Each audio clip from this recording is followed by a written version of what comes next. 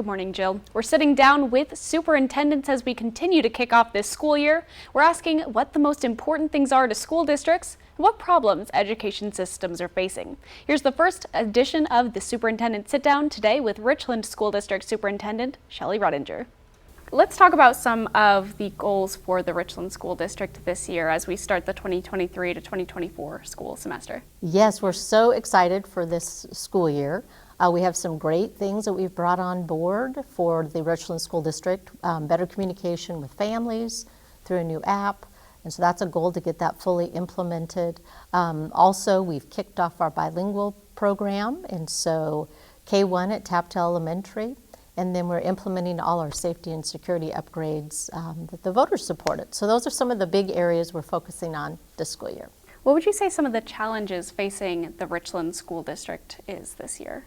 I would say, just continuing to monitor and make sure that we're implementing all of our safety procedures consistently. We want to continue to be very proactive and preventative with our safety and security. So continuing to do training on safety measures and that safety culture in the Richland School District. And then we'll be implementing all the new renovations that the voters supported us with in terms of the capital projects levy. To make sure to keep our buildings even safer, that single point of entry. I feel like something that's impacting a lot of students and staff is kind of this nationwide trend of scary stuff happening in school districts, school shootings, swatting incidents. It's kind of scary to be a student right now.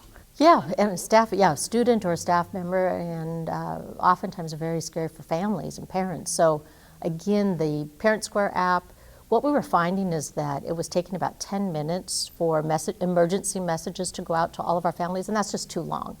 And so our new program is much quicker. Again, it has 120 different languages as well.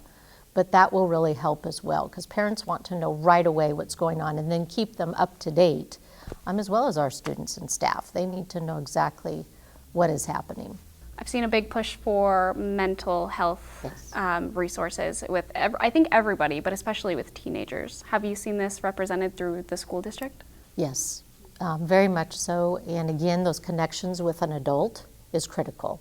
And so that we're hoping that over time, those will continue to get better.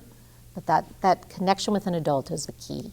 Gotcha. And would you say that this was caused in some way by the pandemic? Would you say that it's always been there, but now we're focusing on it more? Do we know? It was amplified. There's a lot of data out there that it was already starting to be a bigger issue than ever before, but then it just got amplified. And the resources we weren't able to, we weren't able to go and help the students because they couldn't come in. Everything was so remote, even doctors.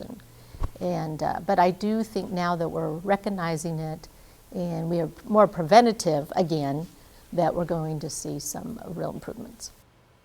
And this is just a piece of my long conversation with Superintendent Ruttinger. You can find the extended version on our website or on our YouTube channel, Apple Valley News Now. Coming up tomorrow on Good Morning Northwest, we sit down with Superintendent Tracy Pierce with the Kennewick School District. Catch us here tomorrow. Jill, I'll send it back to you.